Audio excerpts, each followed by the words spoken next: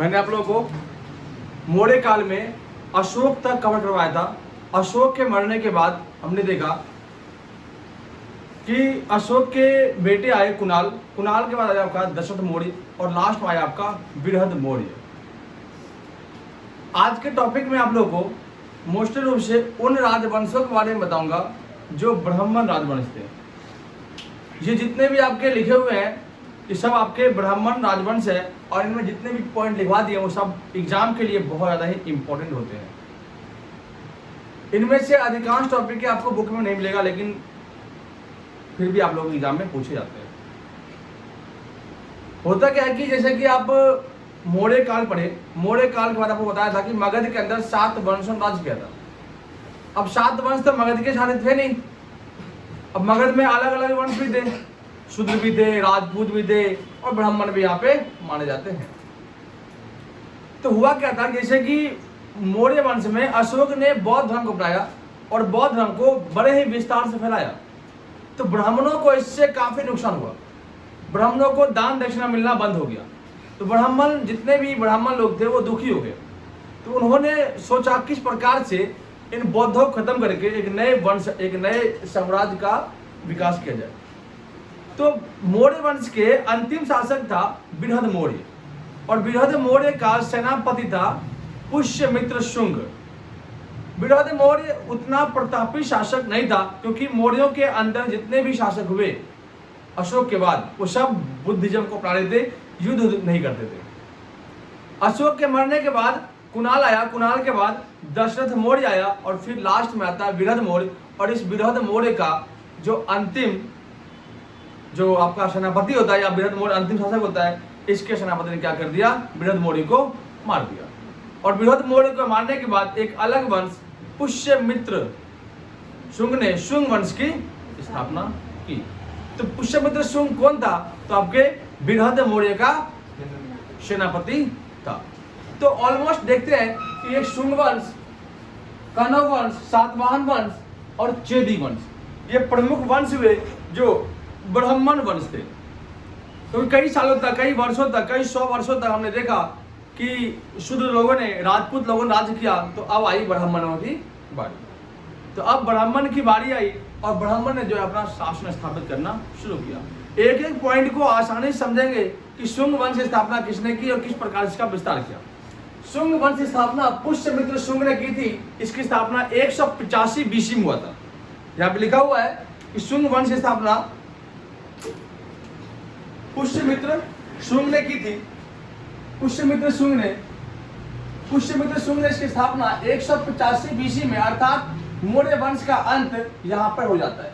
अब देख सकते हो कि मौर्य वंश का कालखंड 223 BC से लेकर के 185 BC तक रहा है।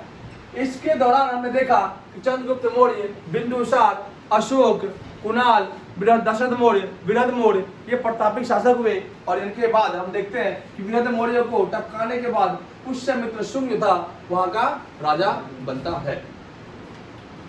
इसकी राजधानी जो थी विदिशा थी। जैसे हमने देखा कि मगध के अंदर जितने भी राजवंश हुए उनकी राजधानी या तो राजगृह रही है, राजगृह, वैशाली या पाटलिपुत्र। लेकिन अब राजधानी शिफ्ट होकर कहां चला गया, मध्य प्रदेश में। मध्य प्रदेश जगह आपका है विदिशा, वहां पे राजधानी इसको बना दिया गया। तो शुंग वंश के जो शासक थे ब्राह्मण वे आपके ऑलमोस्ट मध्य प्रदेश के रहने वाले थे और उन्होंने अपनी राजधानी विदिशा को बनाया। ये भी आपको याद रखना है। इसी के समय में एक महर्षि थे पतंजलि। पतंजलि ऋषि के नाम ने आपने सुना होगा, जिसके आजकल प्रोडक्ट आते हैं रामदेव बाबा के प्रोडक्ट पतंजलि के नाम। तो पतंजलि ऋषि इसी के समय में थे और इन्होंने कई सारे यज्ञ करवाए। एक यज्ञ था कि पुष्यमित्र शुंग का बेटा था अग्निमित्र। अग्निमित्र उतना प्रतापी नहीं हुआ, लेकिन जब युद्ध अभियान पर गया तो एक युद्ध जीतने के बाद जो अग्निमित्र था उसने मिनांडर को हराया था। मिनांडर जो था आपका एक विदेशी अटैक होता है इसी टाइम में, जिसे हम हिंद यूनानी कहते हैं, इंडो ग्रीक कहते हैं। मिनांडर को हराने के बाद कई साल तक ये गायब रहा। तो इसके पिता पुष्यमित्र शुंग टेंशन में थे क्योंकि अग्निमित्र को एक लड़की से प्रेम हो गया था। उसका नाम था मालविका, लड़की का नाम था मालविका। तो पतंजलि ऋषि से पुष्यमित्र शुंग ने कहा कि मेरे बेटे के लिए एक यज्ञ करो जिससे कि मेरा बेटा वापस आ जाए। तो पतंजलि ऋषि, कोई भी जो एग्जाम्पल में कहते हैं कि जब भी ताजा ताजा प्यार होता है ना, प्यार वो बहुत ही गहरा चढ़ता है और चढ़ने के बाद फिर उतर भी जाता है। जिस प्रकार से लड़कियों के हाथ में मेहंदी, जब आप लड़कियां मेहंदी लगाती है तो रंग बहुत ही गहरा चढ़ता है, लेकिन बाद में वो रंग उतर जाता है। तो पतंजलि ऋषि ने पुष्यमित्र शुंग से कहा कि आपका बेटा अभी पहले पहले प्यार में फंसा हुआ है, तो अभी उसका रंग जो है बहुत गहरा है, वो बहुत गहरे प्यार में डूबा हुआ है। आप टेंशन ना लो, जब रंग जिस तरह से मेहंदी का रंग धीरे धीरे उतरता है, उसी प्रकार से आपके लड़के का प्यार भी धीरे धीरे उतर जाएगा और वापस वो घर आ जाएगा। तो पतंजलि ऋषि ने अग्नि मित्र के लिए बहुत बड़े बड़े यज्ञ किए। इसके बाद हमने देखा कि कालिदास जो थे, महान कालिदास, जो कि आपके गुप्त साम्राज्य में आए थे, उन्होंने इन्हीं दोनों की प्रेम कहानियों को लिखा और उस प्रेम कहानी को लिखने के बाद जो पुस्तक का नाम, जो नाटक का नाम पड़ा, वो पड़ा आपका मालविका अग्नि मित्र। तो आपके यहाँ पर लिखा हुआ है कि पुष्यमित्र शुंग ने मिनांडर को पराजित किया। अग्निमित्र मालविका अग्निमित्र में मालविका और अग्निमित्र की प्रेम कहानियों को दिखाया गया, जिसकी रचना कालिदास ने की। तो मालविका अग्निमित्र में किसके प्रेम कहानी को दिखाया गया है? तो अग्निमित्र और मालविका के। अग्निमित्र कौन था? पुष्यमित्र शुंग का बेटा था। मालविका से उसको प्यार हो गया और अग्निमित्र जब मिनांडर घर आया, इसके बाद वो प्यार में फंस गया। फिर उसकी कहानियों को कालिदास जो है अपने पाठ्य पुस्तक में लिखता है, मालविका अग्निमित्र। जब पढ़ोगे तो काफी इंटरेस्ट आएगा इसको पढ़ने में। इस वंश के अंतिम शासक हुए देवभूति। देवभूति इस वंश के अंतिम शासक हुए। इन्होंने ऑलमोस्ट बौद्धों को खत्म करना शुरू कर दिया। बौद्धों के बड़े बड़े बौद्ध भिक्षुओं को मार दिया इन्होंने शुंग शासकों ने। लेकिन इन्होंने कहा कि इतने मार है तो अच्छे काम भी कर लो। इन्होंने क्या किया, जहां जहां स्तूप थे उस स्तूप के साइड में रेलिंग पत्थर की वाली रेलिंग, दीवारें खींच दी। ठीक, तो स्तूप के चारों तरफ रेलिंग लगवाने की प्रथा शुरू की किसने? शुंग शासकों ने। ये वैष्णव धर्म को बढ़ावा दिया, क्योंकि ये ऑलमोस्ट वैष्णव धर्म को मानने वाले थे। ब्राह्मण लोग ऑलमोस्ट वैष्णव धर्म को ही मानते हैं। इसी टाइम में मनु स्मृति नामक ग्रंथ की रचना हुई, जो भारत की प्रथम कानूनी की पुस्तक है। तो मनु स्मृति, जिसमें चंडालों के बारे में पढ़ा था आपने, मातंग के बारे में पढ़ा था, तो उन्हीं मनु स्मृति की रचना हुई थी आपकी शुंग वंश के समय। अब अगला आपका टॉपिक है कण्व वंश। कण्व वंश इतना इंपॉर्टेंट नहीं होता, लेकिन फिर भी इसके शासक के बारे में पूछता है। कण्व वंश की स्थापना वासुदेव ने की थी। वासुदेव जो था देवभूति का सेनापति था। अब देखो, विरादेव मौर्य का सेनापति पुष्यमित्र शुंग। अब इस वंश का अंतिम शासक हुआ देवभूति। ये बकलोल था और इसका जो सेनापति हुआ वो कौन हुआ? आपका वसुदेव। इसके अंतिम शासक हुए आपके सुशर्मा। ठीक, और इसने अपनी राजधानी जो थी पाटलिपुत्र तक सीमित रखा था, क्योंकि इसका एरिया बहुत ही कम था और ये मात्र पाटलिपुत्र, जो आज का आधुनिक पटना का आसपास एरिया था, वहीं तक इसका राज्य सीमित था। ठीक, इतना आपको याद रखना है। इसके बाद कण्व का था आपका शातवाहन। शातवाहनों ने क्या किया? सुशर्मा की हत्या कर दी। सुशर्मा के सेनापति था आपका शिमुक। देखो किस प्रकार, पहले क्या था और अब क्या है। पहले बेटे ने बाप को मारा, फिर सेनापति को मारा, फिर जाके किसी और ने किसी और को मार दिया। मौर्यों ने किसको मारा था? रानंद को, चंद्रगुप्त मौर्य ने। और वही मौर्य वंश के अंतिम शासक बृहद मौर्य किसने मारा? सेनापति ने। सेनापति नाम पुष्यमित्र शुंग। तो इसके सेनापति, इसके राजा कौन मारा? देवभूति कौन मारा? तो आपके वसुदेव सेनापति था। वसुदेव के बाद शासक आया सुशर्मा। इसको कौन टपका दिया? सुसीम ने। तो सुसीम जो था सातवाहनों के राजा थे। इन्होंने सातवाहन साम्राज्य की स्थापना दक्षिण भारत में की थी। दक्षिण भारत में जो गोदावरी और कृष्णा नदी है, उसके बीचों बीच में सातवाहनों की राजधानियां थी और सातवाहनों की जगह थी। सातवाहनों ने अपनी राजधानी प्रतिष्ठान बनाया था।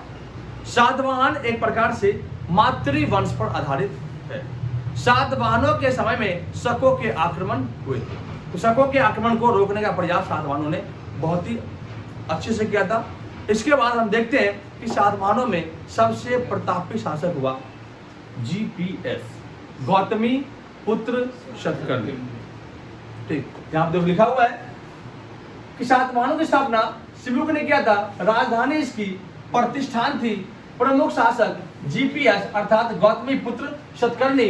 सातवाहनों ने सबसे पहले ब्राह्मणों भिक्षुओं को भूमि दान देना शुरू किया। मतलब ब्राह्मण भिक्षुओं को भूमि दान की प्रथा शुरू किसने की? सातवाहनों ने। इसका प्रमाण हमें नाना घाट अभिलेख से मिलता है। ये भी क्वेश्चन आता है कि ब्राह्मणों को भिक्षु तो दिया किसने? सातवाहनों ने, लेकिन ये लिखा कहाँ है? तो नाना घाट अभिलेख में लिखा हुआ है कि ब्राह्मणों को सबसे पहले सातवाहनों ने भिक्षु। इसके बाद इसी समय में सामंती व्यवस्था की शुरुआत हुई। सातवाहनों ने सीसा, चांदी, पोटनी के सिक्के को चलाया था।